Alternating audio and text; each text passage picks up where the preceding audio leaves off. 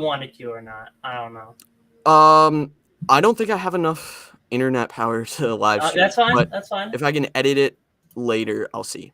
You're good. I obviously credited you in my YouTube, so your socials are in there. Anyway, let me just check. It's already going live anyway, so this is gonna be in there. Let me just make sure it's going, because YouTube can be quite a hassle sometimes. Oh yeah, I know.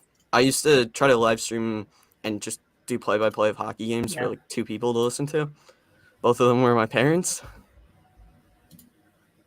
I've been doing some NFL ones recently. I did a lot of the college ones, the college football playoffs. I did I'm pretty sure every game besides Michigan and Bama. That's just because I was on the road coming back from Missouri, and those got pretty decent views. Anyway, it was just me sitting there. Which anyway, just reacting. Yeah, it's wild. It's wild what the internet can be. Let me know when it's up on YouTube and I'll tweet it. It should be on YouTube now. All right, let me check. And it should be on Twitter as well. Yep, it is on Twitter. I saw that. I bet. All right,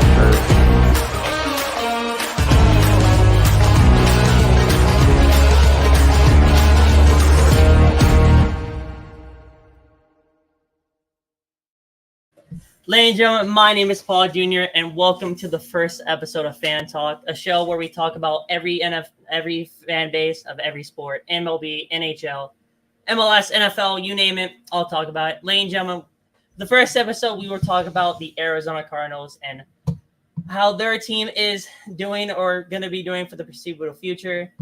Ladies and gentlemen, I'm being guested by Mighty Angus. Is that how you pronounce your name?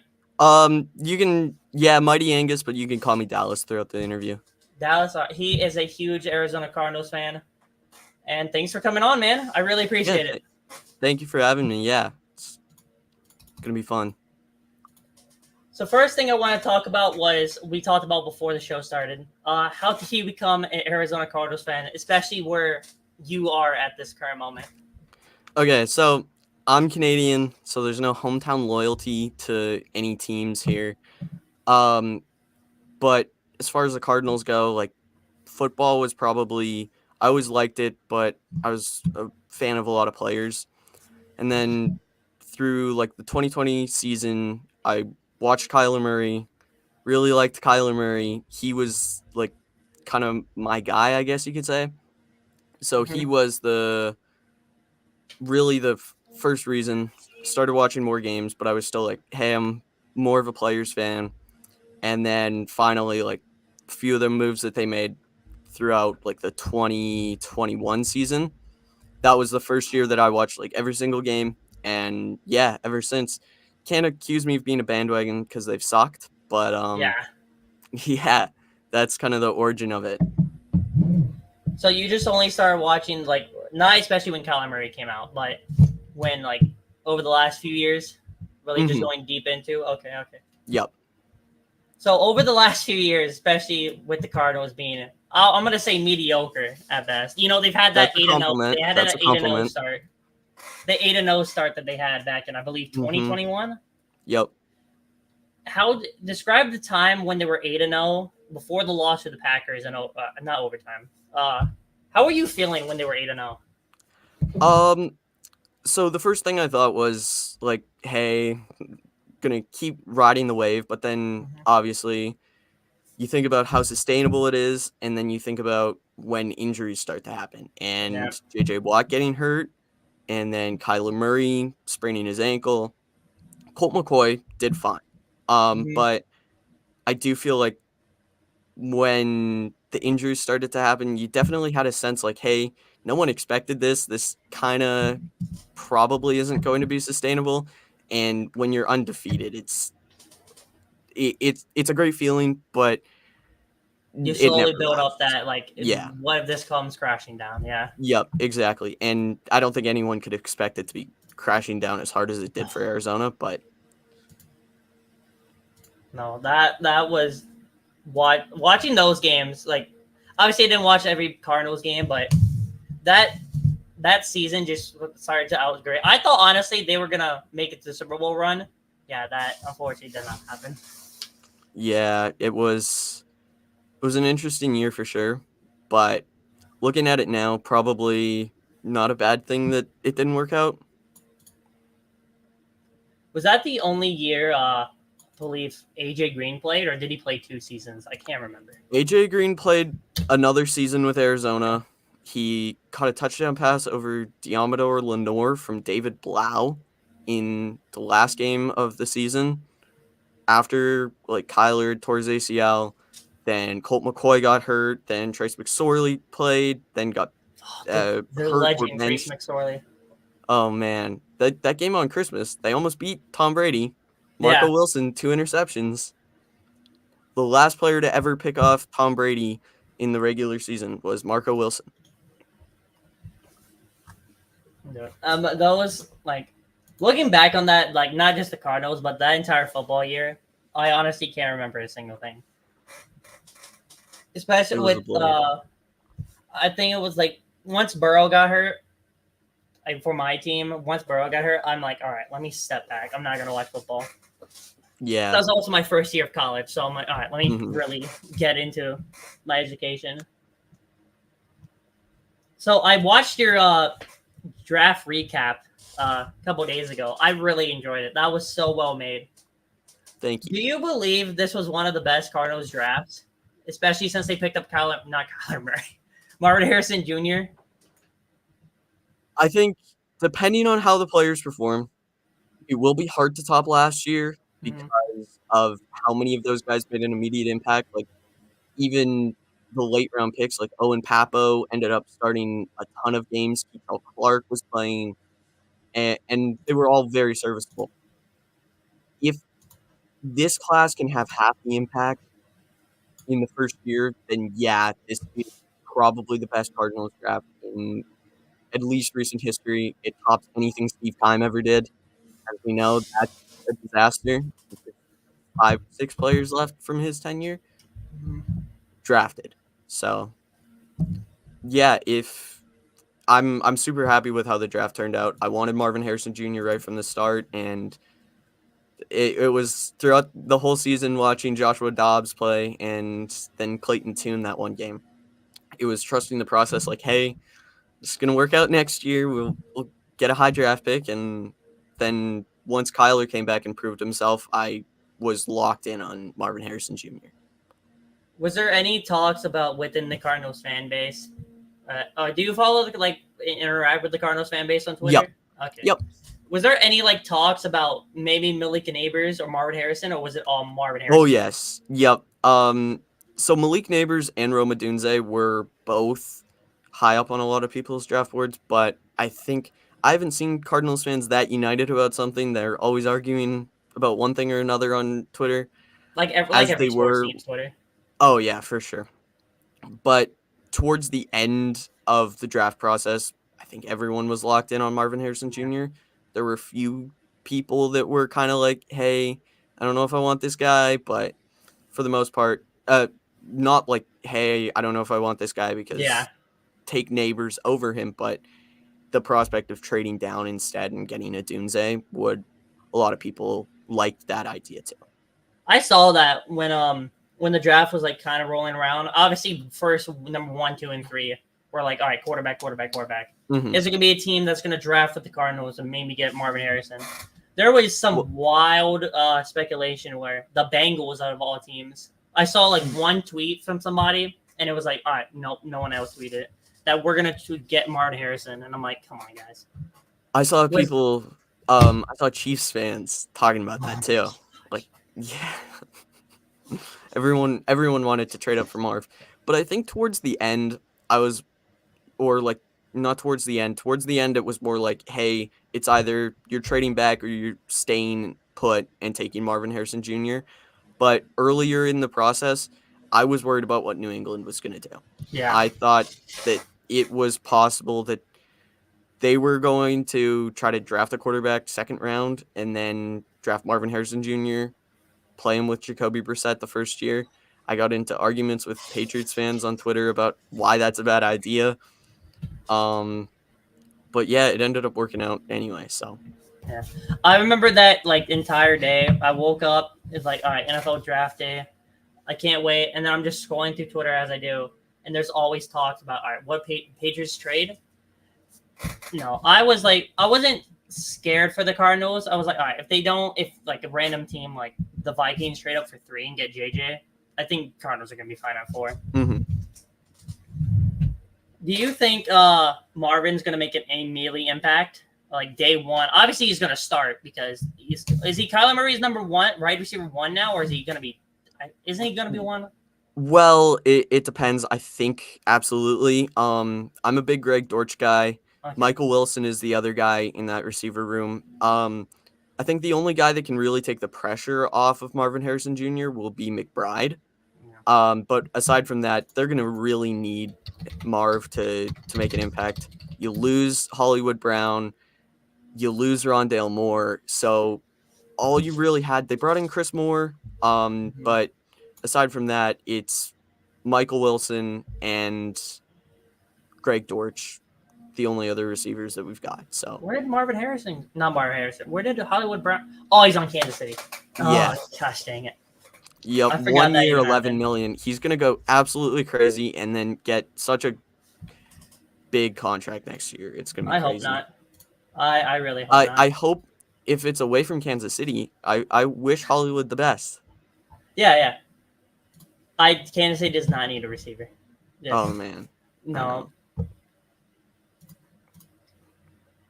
Back over. Do you think over the last few years, especially since the back on what I said, the Cardinals being mediocrity, is I call it. There's probably worse words to describe their last few years. What do you think has been their worst like side, offense or defense? Like the worst side of the ball. Yeah.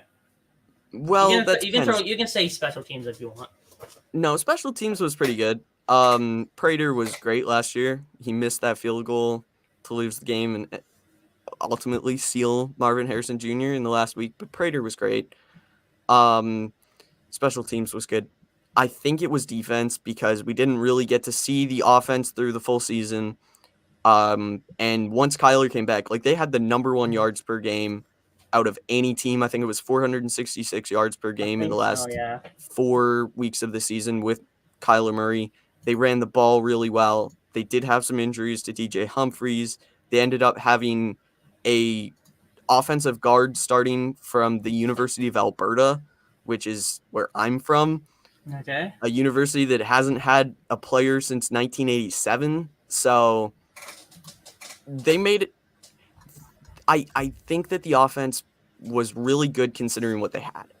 And obviously don't know what it's going to be like a full season with Drew Petzing and Kyler Murray, but I think defense was definitely the bigger weakness. There were some injuries there too, but as far as depth goes, I talked about this in my video too, like the depth in the secondary, as soon as a few guys got injured, like Budda Baker and Jalen Thompson each missed time, and it was a scramble to get guys playing, and we had undrafted free agents starting in like week 4. So it was defense, I think, the bigger concern last season.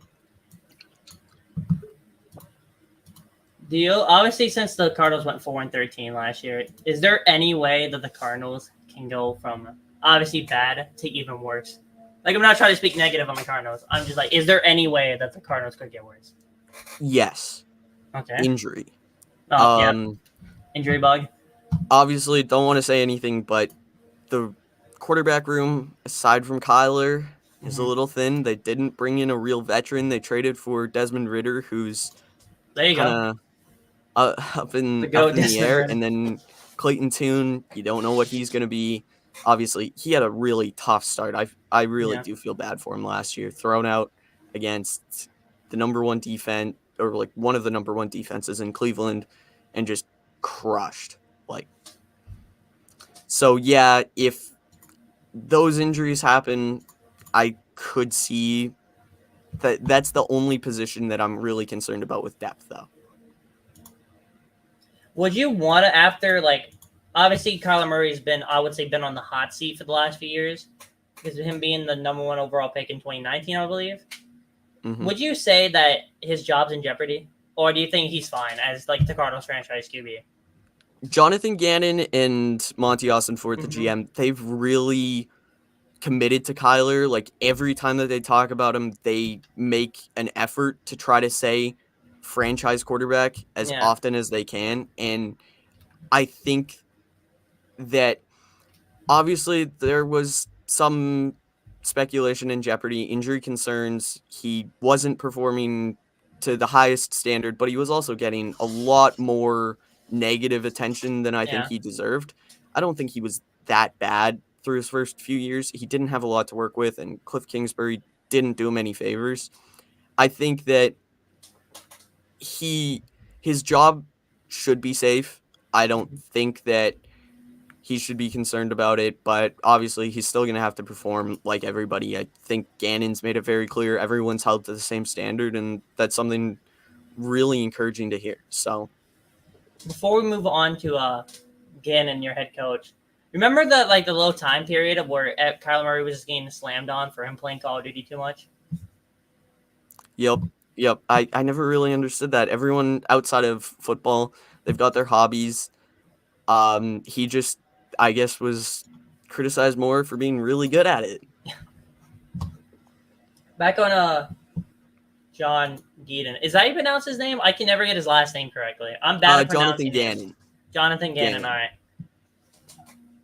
What's his second year as head coach for the Cardinals? I believe. Yep. Would you Came over also from say? Philly. Would you say he's also on the hot seat, or no? It's like No. that's way too much talk right now. Let's see how he does with the full Kyler Murray. I agree. I think last season he got a lot of negative attention once again for some of his speeches in training camp. He wanted guys to have fire in their gut and wanted to I know if the remember that guys clip. took the bus to work or whatever, I should bring if they that drove. He got a lot of negative energy, but I think that the players bought in, and you were able to see that. Guys came over from Philly with him, like Kaiser White.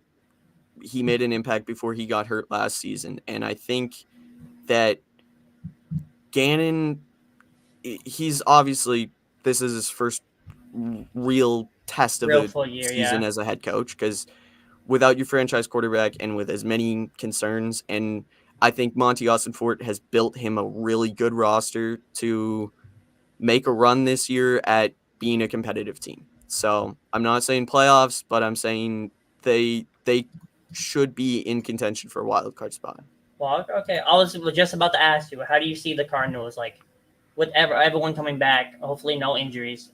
Where do you see them improving after 4-13 last year?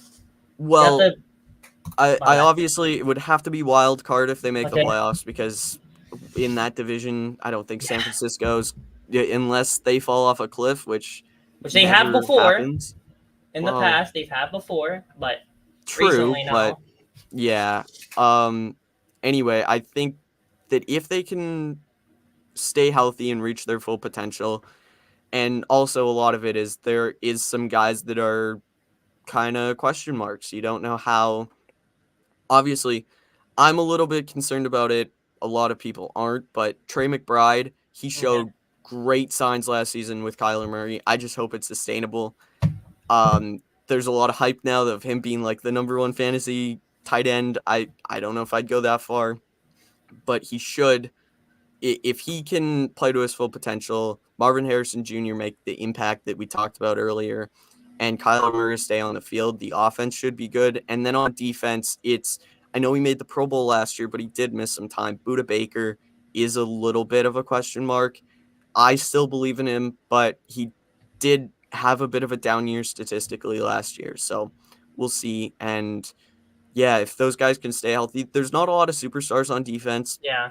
They're going to be expecting Sean Murphy-Bunting to be the cornerback one, and that's going to be a tough ask. So I'm not going to put too high of expectations on them. I hope they do well, obviously, but it's still year 2 of what is most likely a rebuilding process. So I feel like don't want to talk negative about the Cardinals, I feel like every year, like they have one good year, or like 8-0, and then they went 11-5, I believe, and then they just go like 3 years in a rebuild. Oh yeah, I know. Being able to I call string that together purgatory success hell. has been it's been a problem forever. So hopefully that changes now that the Keim regime is over. Yeah, There's not a lot of good that came from that. So I honestly cannot remember a single thing. Like before, even like 11-5 in 2021, I believe. I could not name you anything that happened between 2010 and then 2020. Oh wait, 2015, the Cardinals went to the NFC Championship game. and I got honestly, that is crushed. a fever dream. I forget. Oh man, the 2015 season was weird, really weird.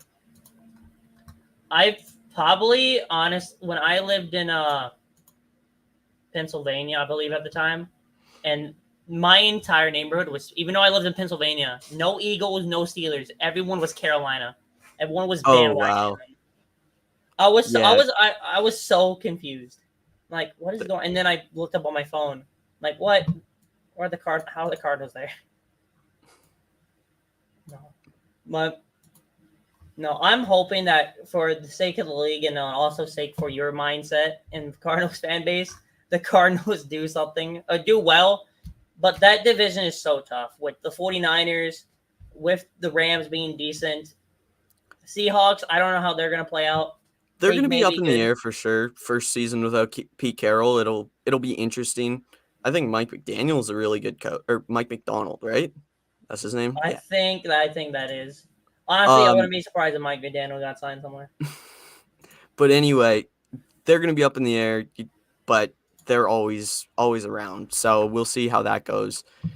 And then yeah, the Rams are really uncertain. It just seems with McVay, they're Just gonna be always there, find a and way then to win. Shanahan just completely owns us. So it'll be tough to get wins in the division for the Mm-hmm. Cardinals, but their interconference matchups are decently favorable. I think they have the NFC North this year. So if they can win against 3 of those teams, I don't see them You beating may Detroit. Detroit's strong. Detroit. Honestly, But I think it depends on what the Vikings do, or if they yeah, decide to rock absolutely. either with Sam Darnold or JJ McCarthy. I think they can beat the Vikings. Yeah. I have somewhat a high hope. I'll make a video about before the draft, not draft, before the video like trade. Can't find my words. Mhm. Before the schedule releases be made. Once the schedule releases, I'll make Yeah, yeah, yeah. videos about that. I feel like the Cardinals is like that. I feel like they're a sleeper team. The They NFC, it's pretty NFC is open. kind of like for me wide open. Yeah, Yeah. obviously you So got the dominant with the Eagles and the 49ers, but there's a I team in don't the know. wild card. I'm a little Okay, bit skeptical about the Eagles this year. okay. We'll see. So Aside with from, my go bad, ahead. continue. Sorry. No, I was gonna talk. I was just gonna talk about how, like, obviously, since you're in Alberta. Sorry, I'm American. I cannot pronounce Canadian cities correctly. No worries. Since you're in Edmonton, Hmm. obviously, I don't think there's a lot of Cardinals fans there. How do you really impact, like obviously, since there's a bunch more Cardinals fans in Arizona, do you believe that your engagement through Cardinals fans on Twitter, Instagram, whatever you get them, really like makes you more of a fan? Oh, absolutely. Yeah, yeah, yeah. I haven't really been able to like connect with very many Cardinals Yeah. fans in real life. There's not much of a fan base here, so like you said, being able to connect through social media, I've met some really great people, and yeah, it's really shown that hey, they're one of the more passionate fan bases that there is, and it's really cool. I feel like I've been accepted into it, if that makes sense. Like as a Yeah. Canadian, it's a little bit more outside, but also like I talked about in my video, like how many Canadian players there are on the Cardinals now, 3 of them, and talked about them being Canada's team, and I ended up getting a lot of comments from Cardinals fans who are Canadian, and that was pretty cool too. So we're a little bit more worldwide than people What people, expect yeah. because there has been some irrelevance for a while. So Yeah, especially the last few years. I feel like mhm. whenever someone talks about like NFL teams, there's for some reason Cardinals just slipped my mind. You think Yeah. of the dominant teams: Kansas City, Eagles, 49ers. I'll throw Cincy in there. Mhm. But no, I just honestly forget about the Eagles sometimes. But I truly believe Kyler Murray is gonna. I hope he does well. I really hope Cardinals have a franchise QB for a long, long time. Just This because is that. going to be a prove it year for him. Like Okay. we did just talk about it Yeah. earlier, Yeah. but if he can stay healthy, I Mm-hmm. do think that there's not going to be as much pressure on him as people think, though, because of the run game. You've got James Conner, Trey Yeah. Benson, Michael Carter, Amari DiMercado, and a half decent offensive line. And Drew Petzing, who came from the offensive coordinator, he came from Cleveland. He knows all about running the ball, and I think they'll really commit to that. Another thing is when Kyler Murray came back last season, it took him a few weeks because they used him completely differently than he had been used in the past. They put him under center.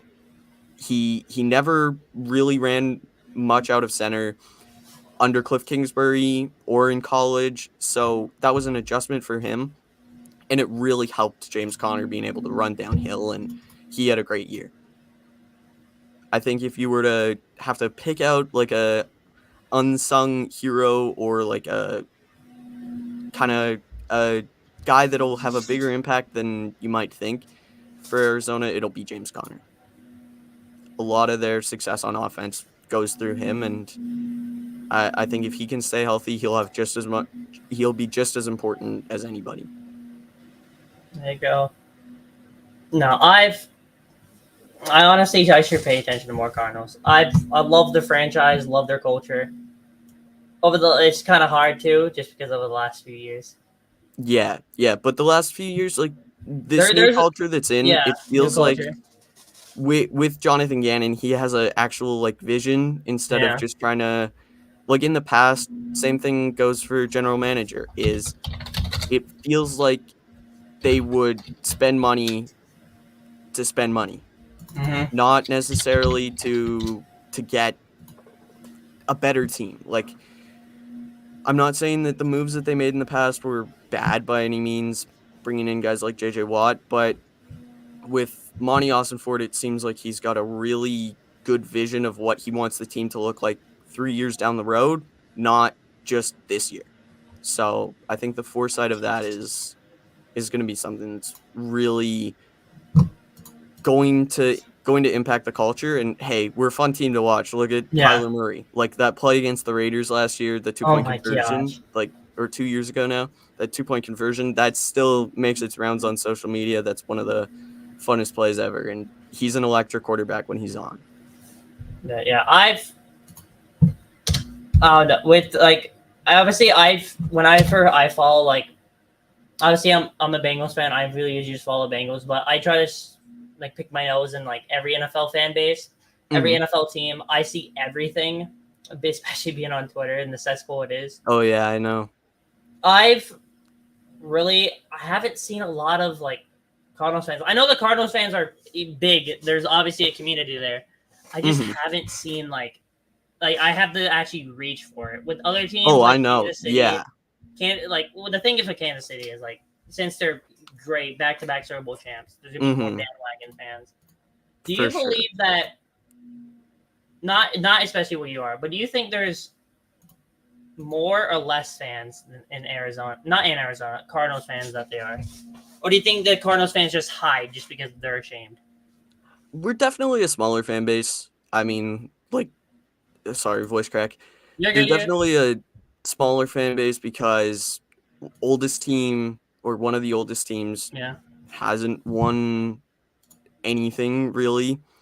And then also like the relocation, they this is their third home technically in Yeah. Arizona because coming from Chicago to St. Louis to Yeah. Arizona, like this is a different they're growing. Mm-hmm. Arizona sports, like I always thought the same thing before I was part of it as like, hey, they're smaller smaller fan base. But seeing, and it's not just the Cardinals, like the Phoenix Suns and then the Arizona Diamondbacks going on their run last season. I saw so many more fans on Yeah, social media of the Diamondbacks than I had ever seen before.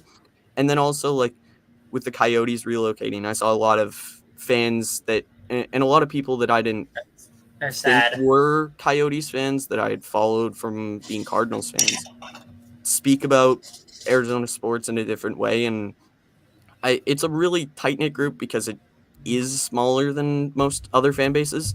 We're not Dallas Cowboys level of fame, Not but Steelers, not Packers. yeah, exactly.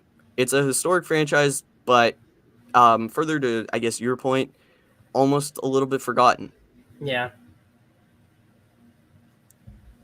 No, I actually was gonna talk about. I saw this one article of ever like since the Coyotes are now the Utah Coyotes, whatever they're gonna call them. Hmm. I saw this one article with the Arizona Cardinals relocate. I saw one article about it.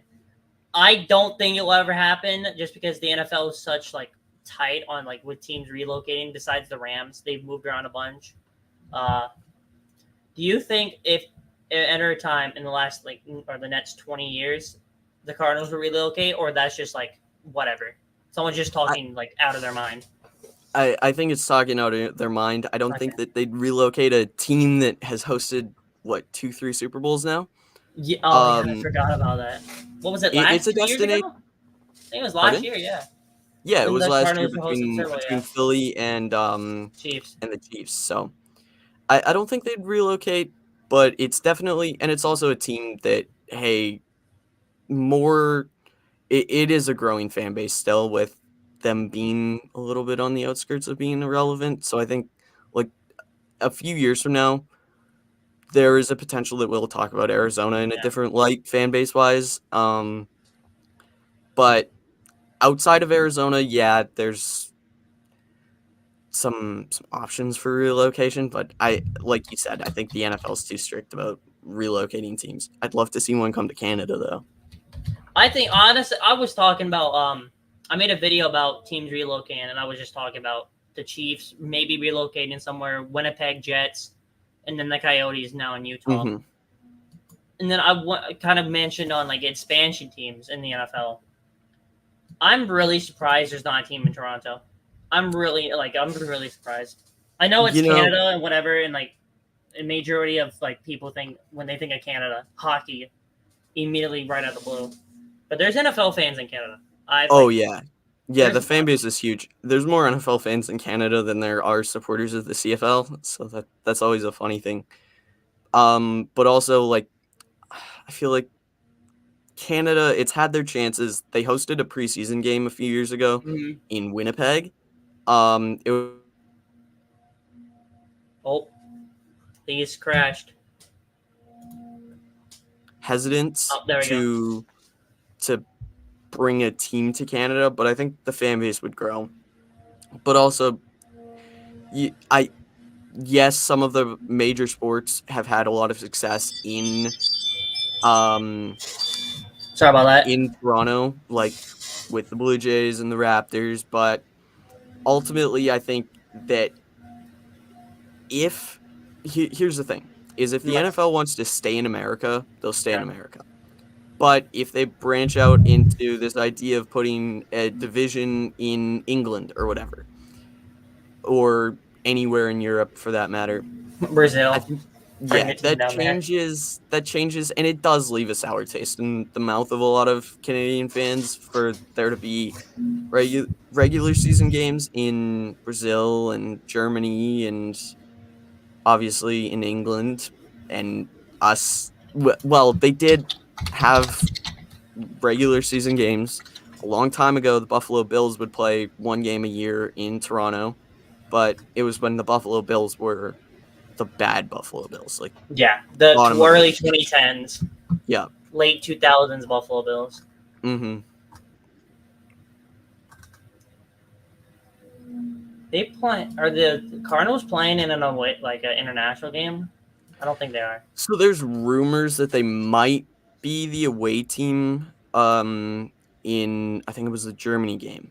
against Okay. the Carolina Panthers. Ooh, that's a yikes game. But maybe it's good now. Maybe it's good in the future. Hey, yeah, maybe if both teams lived up to their potential, who knows? If Bryce Young can actually do something. I don't. Just to talk about Bryce Young for a sec. I don't get the Bryce Young hate. Like I understand the thing is he went to a bad organization right at the moment. That I don't want to say bad owners, but I think give him 2 more years. I think he should be fine. I think you could compare Bryce Young to Kyler in a lot Ooh, of oh, ways. that's a hot. Like That may be a hot take. I don't know, like organization wise, he went into a disaster regime last season. And then there was also like arguments, and you have to imagine how much that weighs on the quarterback himself, like with Yeah, the arguments of Bryce Young versus CJ Stroud, and to know that there was some people in that front office that wanted CJ Stroud instead of Bryce yeah. Young. Like he wasn't the ununanimous guy for the first overall pick. And then he had a lot of pressure and he had a really bad team. So, eh, granted, Kyler Murray as a rookie went out with one of the worst teams and won Rookie of the Year. I think his tight ends were Charles Clay and Dan Arnold. So that I was think a Charles. I fun remember year. Charles Clay. Hearing his Yeah. name. You can always remember the Josh Rosen year. Oh man. I Try know not to. I know a buddy of mine who we were like I was at his house watching the draft. He was so big on Josh Rosen because he was a fan and he was like, I'm gonna buy a Josh Rosen jersey. He bought the jersey. Oh man. I have not seen that man since. Oh man, poor guy. Yeah.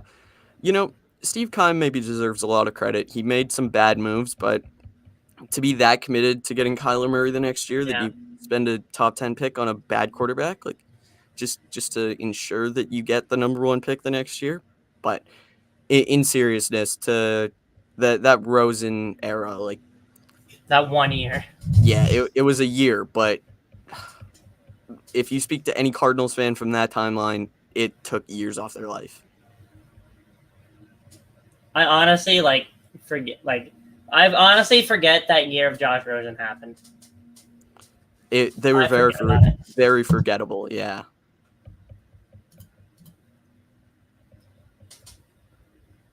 So, do you think? I was gonna ask another question. I forgot it. My mind's not working right now. No worries. Do you think, besides Marvin Harrison Jr., forgot I forgot who the second wide receiver of the Cardinals are. I Well, should have done more research. My technically, apologies. Michael Wilson or Greg Dortch. Those are the. Okay, I didn't know if you were technically- continuing to honor that. No, that's all we got. Obviously, since Marvin Harrison is gonna be the guy, since he hasn't licensed his name for jerseys yet, you think that's gonna be an issue, or you think that's gonna get solved?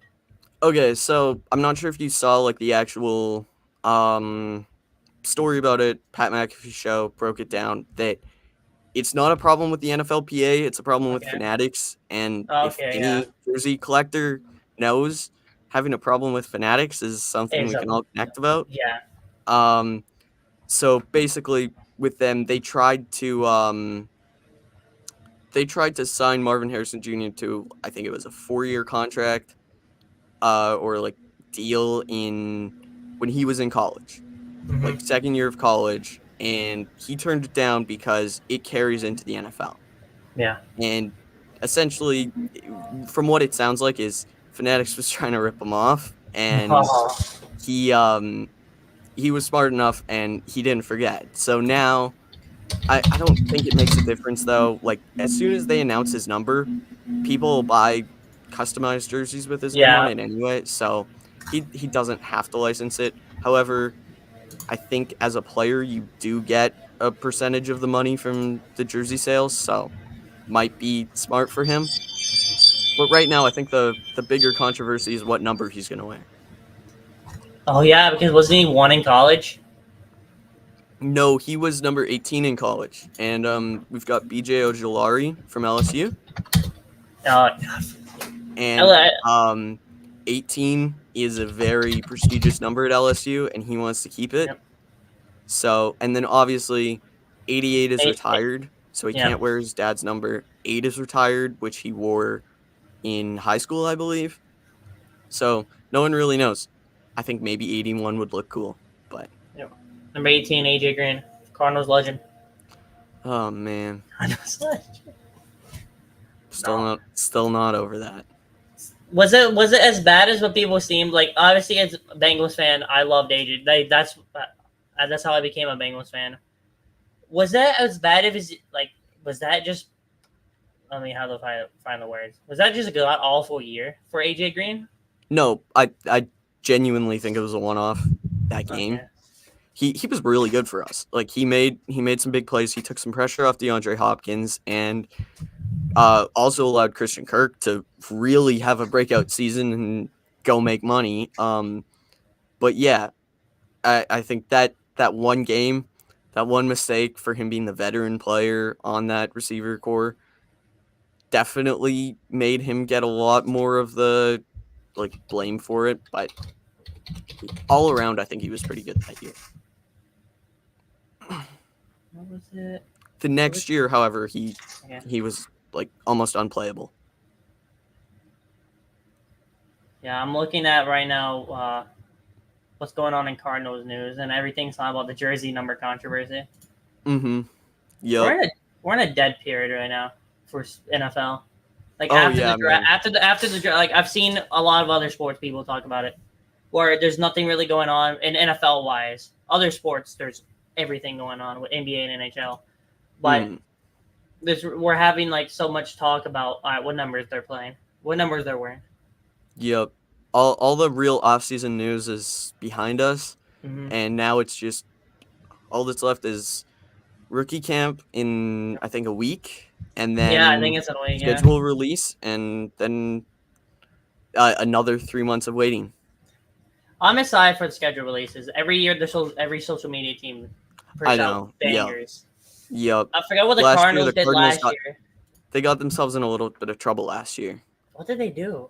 So they used song titles for the for the team, and most of them were, some of them were tame, most of them were kind of a little bit out there. One of them that I remember off the top of my head was when they played the Ravens. They used a song Running Back in Lamar Jackson, and then it seemed like every time we lost a game, that thread was brought up. So that was a lot of fun. I don't think anyone outdoes the Chargers, though. Oh, no. Chargers, they'll probably do another anime one again. Which I'm not mad at. I don't even like anime, but that is so cool. Yeah. I don't watch anime as well, but I just don't understand how they're able to do that. The creative minds in LA are amazing. I wish I was able to create that type of content. Hey man, the creative minds in LA. Yeah, if only they had someone that creative coaching the team last year, they might have won game. Man, the Chargers. Oh, that was another fan base they just absolutely I hated throughout the draft process, because they had it in their head that Arizona was either trading down or passing on Marv, and that Marvin Harrison was a Charger, and it never made sense from the start. But there was jersey swaps made and all that stuff, and I do feel bad for the people that made the jersey swaps and wasted their time. They're really, really creative stuff. So no, yeah, I feel like honestly with the draft, how everything went, I don't think there is, besides the Falcons and everyone just making fun of the Falcons, I think every team did well. Obviously, you look at the Falcons as such. Michael Penix. So honestly, Michael Penix taking number 8. I don't mind it. I understand what their vision was, build for the future. But a lot of people got the word that they were winning now and try to win now with Kirk. Exactly. And they just immediately went for. Sorry, I didn't mean to cut you off. Just all right, let's build for the future, but also winning now. Yeah, so I did a lot of draft research because I put out Cardinals mock draft and then another mock draft, and I didn't want to be the guy that everyone makes fun of for being completely wrong with the mock draft. So I took it really seriously. And anyway, I don't think I have a problem with any of the guys that they took. I have a problem with where they took them. They could have traded out of the top 10 and got Penix, I think. Like, from the sounds of things, Denver was sold on Bo Nix. Mm-hmm. The um, Vikings were sold on JJ McCarthy. And I guess as long as you don't trade down past the Raiders, who might have took him, you should have been fine. And then they traded up early on day 2 to get Ruka Roro, I think that's how you say his name, out of Mm-hmm. Clemson, a defensive lineman. They took him over Jerzon Newton. Um, and they gave up. It was actually a trade with Arizona, and I don't have a problem with the player. I just feel like they didn't need to trade up for him at all. Like that front office, and I feel bad for them because I think it's a like brand new regime, right? And Atlanta, yeah. Yeah, so I do feel bad. I understand the vision of drafting Penix though, for sure. So if I keep looking back, my dad keeps coming in and out the room. No worries. I no, as I said earlier, there's not one team that honestly drafted bad.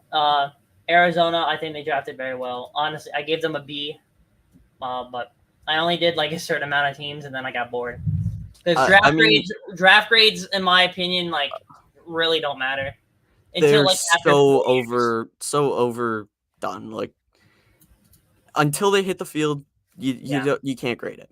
So and again, in a few years, I just criticized the Falcons for reaching, but in a few years, you're not going to care who reached for who. You're yeah. going to care if they're a good football player or not. So it doesn't really matter where they got drafted. Like in a few years from now, if Michael Penix is that guy for the Falcons, you're not going to care if he was a seventh Yeah, round no. pick or a first round pick. So No, because when draft grades come out, especially in 2021, with when Bengals drafted Jamar Chase in the 5th round, when it was the year after Burrow got his towards the ACL, everyone was like dog riding on the Bengals. Like, oh, made mhm. a bad decision, should have taken Penei Sewell. I remember the civil war that was going on between the Bengals fan base. Oh yeah, And then immediately after that same year, Bengals went to the AFC Championship game with a lot of help from Jamar Chase. And I was like, well, guess what? Those don't matter anymore. We got our star wide receiver. to be fair, Burrow got killed. Yeah, we don't talk about it. We don't talk about it. I have a question for you. Okay. Since you are a Bengals fan, Mhm. what can the Cardinals expect from the newest offensive lineman, Jonah Williams? I'm gonna be straight up honest. He is mid. I personally didn't like him. I thought he was a great pick when we drafted him as like any like not young person. When you draft an offensive lineman, you're so Mm-hmm. hyped. I honestly think he can definitely protect Kyler Murray. He does have an issue around when the defensive man gets around him, and he doesn't have the time to react enough. So it's just like Kyler Murray running for his life. I believe he's definitely gonna not make an impact, but he's definitely gonna be like, oh, he can. If Kyler Murray throws like 60-yard bomb, and there's like you guys are going against Jared Verse on the Rams, because I Mm-hmm. think he's gonna make an impact. I think Jonah Williams can stop him like a couple of times, but definitely think towards the late quarters, he's just gonna deflate. That's What I what would I've heard from say everyone. is what I would say. You might have to ask more Bengals fans No, about that's pretty much the consensus from Cincy fans is he's I think he got 2 years, 30 million. that. Mm-hmm. And then they drafted a tackle or a couple guys that can play tackle, but not Yeah. like immediate starters that are going to be breathing down his neck. Like everyone thought at pick 27, there's a chance you might go after a guy like Tyler Guyton, but they didn't. I'm happy with the Darius Robinson pick. But anyway, I think that obviously Kyler Murray's kind of used to running for his life by Yeah, now. Um, I can use that, so man. as long as he can be decent, I don't think they're going to put him on the blind side. They're Yeah. the initial talk that I've heard is Paris Johnson Jr. slides over, and then they put Jonah Williams in the right side. I don't hate that if he can perform, but also that offensive line, it's going to be a lot of if they can perform, they'll keep Kyler Murray on his feet. Yeah. If they don't perform, it's going to be a mess. No, whenever John, like during the free agency period, Jonah Williams got signed to the Cardinals, everyone was cheering. Everyone was like, "Yes, Burrow's maybe survive." No, it's gonna be fun for Cardinals fans. Experience Jonah Williams. I will say that. Man. It's gonna be fun. Well, we've had our fun with tackles. Calvin Beachum wasn't always the best. Humphreys last year, I feel so bad for him. I hope he's back in some capacity, and I hope that he recovers. But man, he had a tough year last season too. So Jonah Williams, the one thing to worry about is if you said that he has trouble reacting, Kyler Murray extends plays. He's gonna have to be chasing after guys and blocking for way longer than he would for Burrow. So, not that Burrow isn't capable of sending plays. Just obviously, Kyler Murray, that's what he's really known for at this point. Yeah, no, Burrow can extend plays. He just needs more than 2 seconds. Our offensive line has been mediocrity for so long. I feel like every year we're talking about it. There's not like 1 year. There's one game. It's like, yes, our offensive line 0 sacks. Next game 8 sacks. I'm like, can we just have like somewhat of consistency with our offensive line? No, yeah, for sure. Burrow hopefully will come back. I have high expectations on the Bengals. I'll do a video later down the line about what I feel like. So for your YouTube, do you just talk about Cardinals? Because I was scrolling through your videos and just everything was Cardinals, or do you talk about any other things? Because obviously you got hockey towards the right of you. Yeah, so here's the thing: is I started off Hockey Channel. That was for years. I think I was at it like 4 years. And then I'm like, hey, I really like football. I'm gonna make one football video and upload it to a completely different channel. So I upload a football video to a different channel, and it gets 25,000 views. Oh my gosh. More than any of my hockey videos got combined. Like, I don't think I had 25,000 channel views. And anyway, so I'm like, okay, that's cool. I'll do it again. It did okay. Yeah. And I wanted to be every team. That was the goal. And the thing is with YouTube, you obviously, as much as you tell yourself, like, hey, don't worry about numbers in a numbers game. It's always going to be something that you're looking at. Anyway, I think that I had some success talking about the Cardinals in my first ever Cardinals video, and then I thought nothing of it, like, hey, let's just continue doing what I'm doing with covering every team. Hopefully people just like that style of video on every team. So I did that for a while. They turned out fine, and then I was struggling a little bit and made a couple Cardinals videos, and they did well. And I felt so stupid for a bit because I'm like, geez, I spent all that time trying to find my audience just for it to be the team I cheer for. So I stuck up with that for a bit and then wanted to like just experiment. And there was one video that I had been hoping to make ever since like I first started YouTube. It was the John Mechie video. Yeah. And I'm like, this is it. It has to do well. Like it was. Yeah. The video that I'm like really super proud of. And then I'm like, okay, nobody wants to see anything but Cardinals stuff. So I'm sticking with that. And I think also like the Mechie video was a test to an extent of a new style, because if you watch any of my videos before, the one that really I felt like was a turning point was when I made a video about Kyler Murray before his return. It did really well, and that was one that I kind of the light or it just switched in my brain that instead of making videos that just for the sake of making videos, making videos that I would watch myself, and that's when I really started to like the process again, and yeah, being able to talk about the Cardinals is pretty cool. But that's kind of the lane that I'm in right now is, and that could change. Like obviously, Yeah. if YouTube is such a wild journey. oh yeah, man, it you never know what anything's gonna do. So like I make Also, one video that I'm like, oh, this is super good, and it gets 60 yeah, views, and then I make a 10-minute video about me just ranting into my yeah, microphone about my and it favorite gets team, and it like does. 10,000. Yeah, exactly. So Also, I don't know if you realized, I was looking at your channel earlier today. You hit 800 subscribers. Congrats. thank you, thank you. It's been a long 200 away time. from 1K.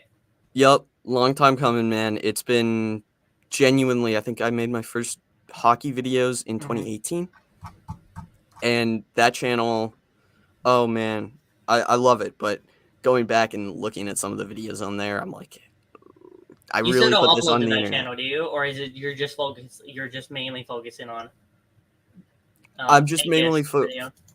yeah, I'm just mainly focusing on the football channel. I don't have enough time to even have a consistent upload schedule on Yeah, there, so it was definitely like a decision that I had to make because obviously being from Canada, yeah, hockey's everything. I love yeah. hockey, and obviously if I'm able to talk about it in a different With different like on a aspect, yeah. different platform one day, that's the dream. But football right now is something, and also there's so much more ideas Mm-hmm. that come with football than there are with hockey. Like there's 32 teams in both, but not very many storylines in hockey. You Yeah, get no. drafted You can talk. players Yeah, and it's 3 years before they ever make it to the league. yeah. Meanwhile, you have 7th round You can picks. talk about Connor Bedard all day long. You can talk about Crosby and McDavid. You can talk Mhm. about the Stanley Cup playoffs all day long. Mhm. With NFL, I feel like it changes on like every day. Oh yeah, NHL, it's kind of like, they stay at it's what? always moving. And there's like there are individual team fan bases in the Yeah, NFL that are probably larger than the entire NHL fan base. the And Steelers with the what? I was gonna say the Coyotes, but they're not in Arizona anymore. yeah, it's like and like I said, I love hockey, but eventually Yeah, you run out of ideas to make. yeah, So yeah. I'm looking. Your Kyler Murray video got 26,000 views. That's insane. that was one that I was super proud of. I started it. I thought he was coming back in like week 3, Mm-hmm. so I started it then. Like I thought, oh, he's not going to be out that long. He's just Yeah, on the physically unable to participate list. That they're going to activate him. It's fine. Season saved, right? So I had that script ready to go a long time, and just refined it, and yeah, that was one I was really proud of. dude, you said you don't have a consistent YouTube like schedule. You're putting a video out every 2 weeks. That's I'm trying, but that's more than a lot of people. I'm trying, yeah. But it's not like uh I know that I'm gonna upload a video on Monday of every Yeah, second week. It's just like, hey, whenever it's done, right? yeah, yeah. There's Which they also I say, feel like helps me enjoy it a lot more than yeah, having a deadline. yeah. With a lot of how YouTube is now, especially what we've seen from other YouTubers. People like, all right, you got to get one video every 3 days, 4 days to keep Hmm. people coming back. Oh But I yeah, don't think no. what people got to realize is, especially I would say on the younger audience, that like you don't have to watch like the main. You can still watch the main YouTube channels. Like people print out YouTube videos once a week. I think what people got to realize is that they have teams behind them, like actual Hmm. editors. Yeah, People who have exactly. like I would say less than like 10K, even though 800 is insane for a subscriber mark.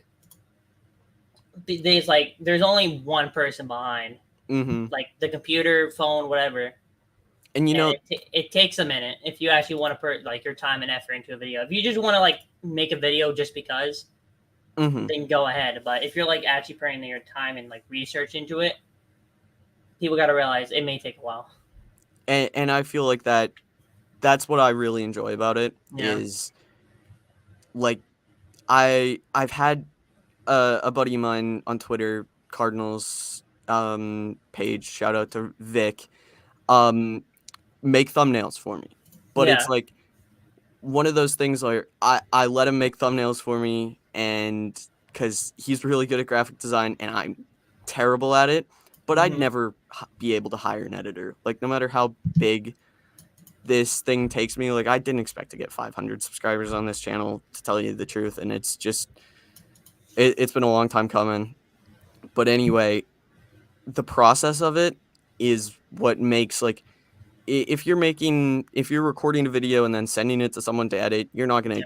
to have a real personal connection with it. Yeah. And once the, like, switch flips of it being quality over quantity, and then Hmm. also a thing that I think a lot of, like, smaller channels, like even me when I was first starting out, was you don't want to copy anybody per Oh se. yeah.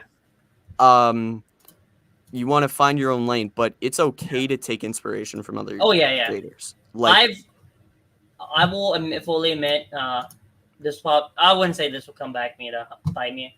I have fully taken inspiration from Tom Grassi and his thumbnails, like not copying mhm. it, of course. Just what he's done with his platform and his growth. I've taken inspiration from him, and also Yep. your injury. Those two, I've taken inspiration of. Those honestly were probably what really got me back into YouTube. Because I was gonna say back in my day, I used to just make shorts on my phone, like set up my phone, just talk about anything, especially Mhm. Fortnite related when that was big popular, and then I would just edit like randomly on my phone on a car ride. But once I actually got a computer and I was like, all right, let me somewhat figure out how to edit, I put more time. And no, those two, it's a journey. I will say YouTube is. I feel like YouTube for me is. I only have 71 subscribers, so I don't. It's not that big. Hey man, It trust me, the first 100 is yeah the toughest. Like, once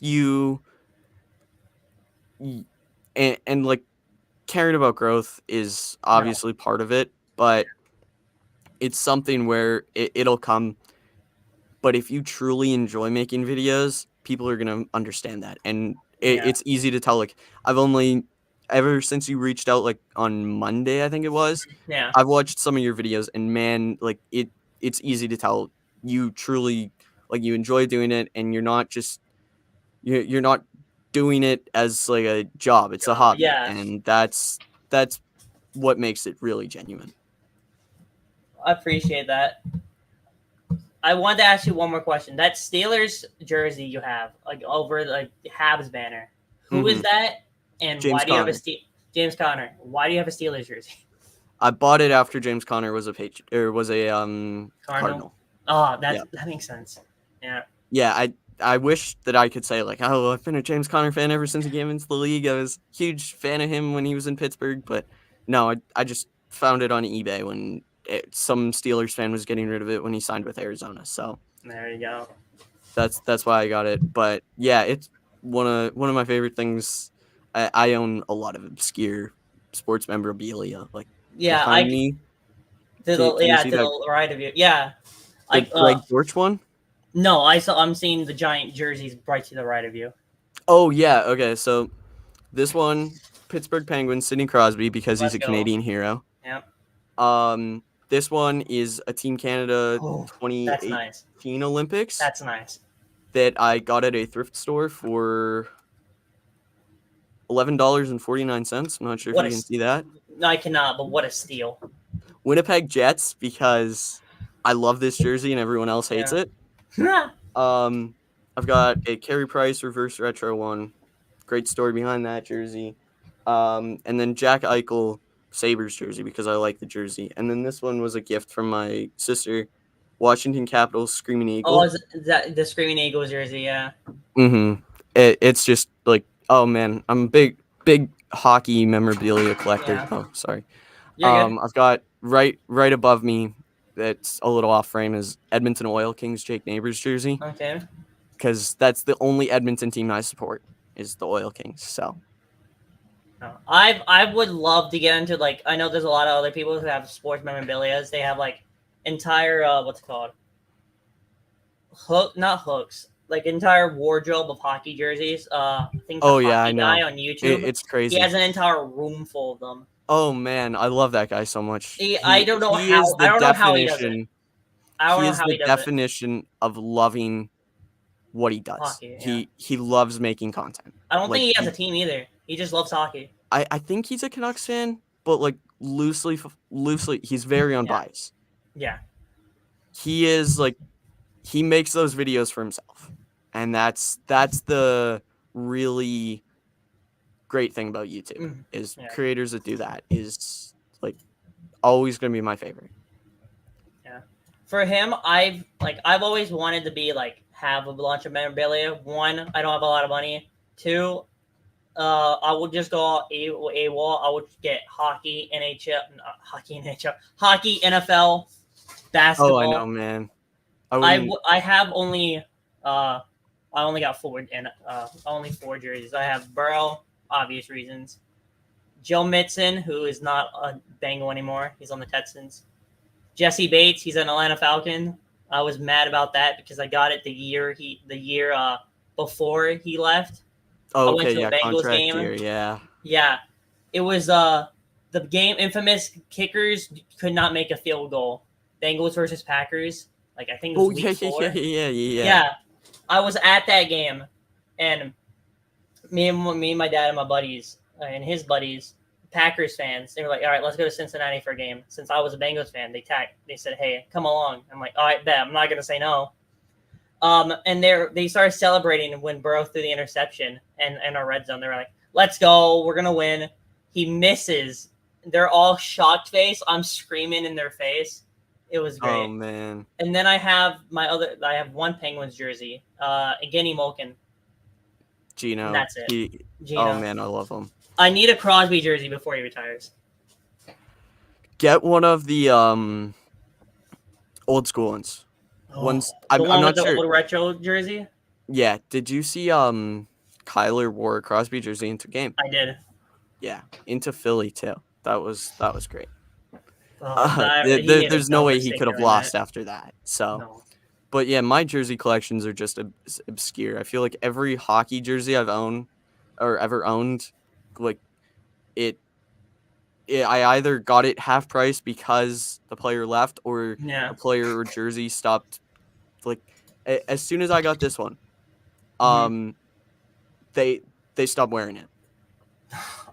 So, and then in the background, like Kyler Murray. I don't pay full price for jerseys. Yeah. But in the background, the one that I did was the Greg Dortch one, number 83. And now he switched his number to 4, and I'm stuck with the 83 jersey.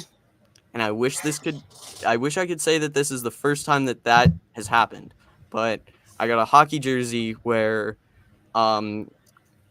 bought it 2 weeks later he switched his number.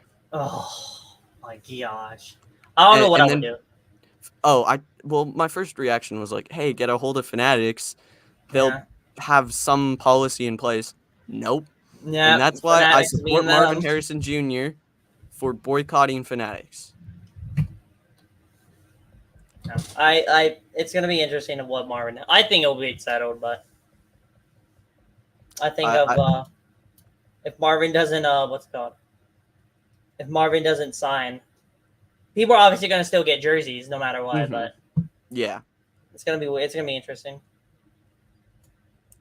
Although the Canucks game just started, my phone just went off. Who are you rooting for in that? I haven't. As I said before we went live, I'm following my bracket. So far, I'm 5 out of 5 for predicting teams. I have Vancouver winning the series, so I got Vancouver winning. Nice. Okay, so if you're 5 for 5 on the bracket, who do you have in the Leafs Bruins? I have Bruins. Script is leaked. Yep, we got it. I had them in 6. Apparently, we're going 1 game more. Close enough. Oh, if I can go 100%, I'll be great. But obviously, with NHL playoffs, anything can happen. Oh man, we've already seen that, right? Yeah, I was not expecting. I was gonna say not expecting Rangers to sweep the Capitals, but Capitals were just not that great. I'd rather honestly Pittsburgh or Detroit make it. Yeah. Detroit seemed like a team of destiny too. Yeah, What a year for sports in Detroit. yeah. Well, besides the Pistons, And the Tigers, but well, Tigers are doing great. are They're, they? they're, I they're don't. yeah, they're third in the AL Central. Oh, I actually went to Fanatics. Hold up. Right now, my main because I got my they're tied with the Yankees right now, 0-0. Yeah, in the American League Central, they're 18-3. Not 18-3, 18-13. My bad. What I would give to be in the American League Central. Yeah, yeah. The AL East, man, it kills me. Oh It's God, the Jays are up 3-0 already. Let's go. We did something. we did something. They're so disappointing, man. And I still watch them. Nate, you got once you pick a sports team, you gotta like just deal with the pain because eventually they'll win. Like I said off camera before we started streaming, when you make a decision when you're 8 years old, you have to follow that decision through the remainder of your life, even if you know that it's wrong. Like you can't jump ship. Yeah. That controls your emotions. 8-year-old me had no idea how much pain it's cost being soon to be 18-year-old me. I will admit this now. Back before I was Bengals fan. Bengals were not my first team. It was the Saints. My dad followed the team, so with a lot of people, you followed your parents' footsteps. I was a Saints fan.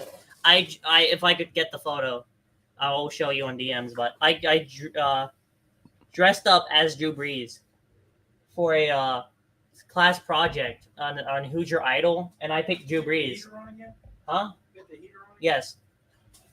I had the scar that I had like thing, and I had this bobblehead, and I went on like I think 5-minute tangent about how Drew Brees is the greatest player of all time.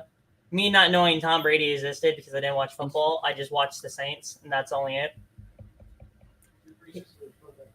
My dad just said that Drew Brees is the greatest quarterback of all time. Well, one of them, I guess. Hey, I support him. Short quarterbacks. Yeah. Kyler Murray, Doug Flutie, Drew Brees, the greatest. What didn't you? I thought you would like not support the Saints after them hurting Kurt Warner, but that's topic for another day. I wasn't a fan back then. I probably wasn't born. I don't know what year that was. It was in 2009. Oh, I was 3. I'm sorry. 3-year-old me was pissed. All good. But yeah. Anyway, do you want to hear a really obscure one? I dress up as a player once too. Okay. Do you remember Danny Woodhead? I do not. I'll Google him right now. That was my guy. He's a pro golfer now. Did you hear that also? Yes. Dang it. Okay. Oh, give me a second. You can go ahead and continue your story. Oh yeah, Danny Woodhead. He played for the Pats and then went to the undrafted out of Nebraska, really tiny running back, like Darren Sproles size. And anyway, I just loved him. Like he was, because when you're young, you support everyone short, right? That's how I was. One of my favorite hockey players was Marty St. Louis, who ironically now coaches my favorite team. That's pretty cool, but it all was supported by the fact they were short. There we go. And now I've completely outgrown them. I'm like 6 feet tall, and they're 5'8". Yeah, no. Whenever you do stuff as a child, you just gotta live with it. Yeah. Yeah. Fortunate for me, I changed. My dad still dislikes me for that. Yeah. I'm glad I don't have to deal with Derek Carr as my QB, but I get to deal with Joe man, Burrow. I get caught up team now is something. I'm over the next few episodes of Fan Talk. I'm gonna be obviously my plan is to go through every NFL team. I can't wait to get to the Saints because I got few questions for Saints fans. No, Wait, man. so Oh, my bad. Continue. what are you gonna do when you get to the Bengals? Interview I'll get yourself? somebody. No, Okay. I Get know. I another know. thing. There's a bunch of Bengals sports shows. I know. Mm, I'll ask yeah. them if they want to come on. That's another thing, as we were talking about size of fan base. Like, there's not very many Cardinals shows Yeah. out there, and that's kind of, I guess, why I've had a little bit of success on YouTube with covering the Cardinals is because there's not a lot of people that do it. There is. I've seen when I was before like this whole like once I got the idea of fan talk, Mm-hmm. I was like, all right, I obviously want to talk about the Cardinals. I would talk about these sports teams. I was looking up YouTubers, and I had this entire like Google Doc of every NFL team and every like somewhat sports like majority of like sports fans on YouTube and Twitter. It's like, all right, let me see if they want if I ask them, will they want to come on? I saw your YouTube channel, added you, and there's another one. There's two others. I forgot. I think it's AZ, the Cardinals fan. Oh, let me pull up the doc. It's Eric Riatz, and then also the AZ Sports fan. Yeah. I've heard of them. I also asked Reddit, like, is there any Cardinals YouTubers you guys watch? Hopefully someone recommended me because I don't one have person very much. commented. Oh man, hey, there's not very many, and they were probably saying like, hey, yeah, if you find out, let me know. But yeah, there's not very much Cardinals representation on the internet, so maybe if the Cardinals within the next few years they be good. Oh yeah, maybe they'll grow. They'll definitely grow. A lot of fan base or a lot of like, I guess, fair weather fans will come out of the woodwork when the team starts winning, which will happen. Any team in sports. Yep. There's only a few teams like the really that have the diehard fans no matter what. Yeah. Like you can't be a part of that fan base unless you're diehard. And Original Six Hockey is the very, very start. I would love to be like obviously a Penguin fan. It's not Original Six, but there's probably like so much like honest. I would say the Original Six teams, the teams among them talk the most trash. Oh yeah. Habs. I forget Detroit's Original Six. Yeah, the Montreal, and I've joked about this before, but I'm dead serious. Being on Twitter, Montreal, like being a Habs fan, the fan base that I hate the most out of every team in all of sports is Montreal fans. We're terrible. We're god awful. We have no right. We have no right to be talking like right now with this Bruins and Leafs series. Yeah, we're all rooting for Boston, and we have no right to. Like, but they're both our biggest rivals, so we're gonna root for an extent, right? I would honestly. I mean, you guys could Fletcher 13 Stanley Cups, but that 13. Was like years ago. 13, oh, it's not 13. My bad. 24. My bad. My bad. Hey. Literally, like, most of them came when there were 6 teams, so yeah. Hey. I forgot. I understand that. One of them even came before the NHL was a league. And they count that. Well, some count that. Some the franchise counts it, but if you, like, find anything posted, like, by the NHL themselves, they won't count the 24th Stanley Cup. But anyway, like, about the Cardinals, I'm really excited about this year. Like, I feel like they've made enough moves this offseason that it's going to be the expectations are higher. Last year, it was like everyone knew that it was rebuilding, and they impressed. Like, if you hear anybody talk about they'll say about how much like they played hard every single time. They were 4-13, but they played hard. They beat 3 playoff teams. No, yeah, they did. It was I forgot who, but they did. Cowboys. Oh yeah, that like week 3, I believe, with Josh Dobbs. When everyone was like destroying the Cowboys. They beat Pittsburgh, who yes, they're a playoff team. They are, yeah. Technically. And then the most, like, the win that meant the most to everyone was beating Philly. I was at my grandma's house watching that game, and I was cheering for the Cardinals so bad just because I love to see chaos on the internet. Yep. And also Plus, just mess up the playoff bracket. I'm not sure if you knew this, but when Philadelphia lost the Super Bowl a few years ago, a lot of fans blamed Gannon. Yep. And Philly fans never shut up about Jonathan Gannon until Jonathan Gannon beat them. Like, they talked so much trash all season long. Like, when they were like top of the NFC, they were still making updates about like Gannon lost again this week, and it's like, geez, you guys are at the very top of the league. You're 11-0 all these games. You're NFC favorites, and you're talking about the team that has won one game. Yeah, it was not a funny year.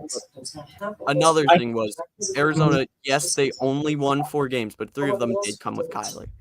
In the last, and he showed a lot of signs. Like, he right away, you could tell the offense was better, and I didn't expect him to jump right in and be that good. Like, the highlights of that Atlanta game were still something that, like, he looked like his old self. And one game off of torn ACL, like, the expectations for him are very high this year. No, I cannot wait. The Cardinals team is gonna be, I hope, good. I believe there's, as we've talked about through this entire show, there's hope between every Cardinals fan, that they can get back to their winning ways over the last few years. Which, hey, the winning ways are few and far between over the last 100 years. Yeah. But anyway, man, I appreciate you coming on. You got any what's the word? Things you working on for your channel? Right now, probably next up will be a Trey McBride video, okay.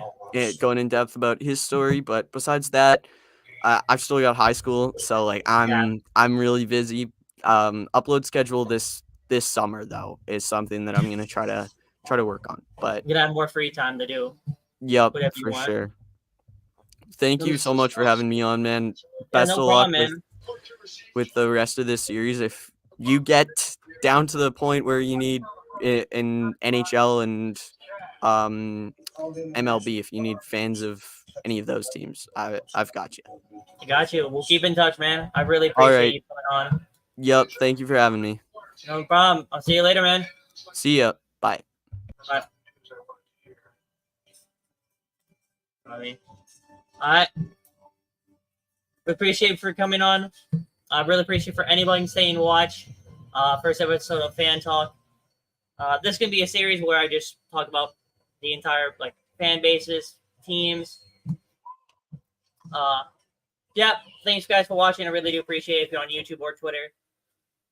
Make sure to go follow Dallas, KingAngus. His socials are gonna be in the description. If you guys appreciated this and you guys liked it, make sure to like the video, like the live stream, and subscribe if you want to. Just go subscribe to him as well. He's a great guy. I only known him for about an hour. I talked to him throughout the last couple of days, but I really got to know him for the last hour and a half. Go subscribe to him. Anyway, thank you guys for watching. See you guys all later. Have a good night.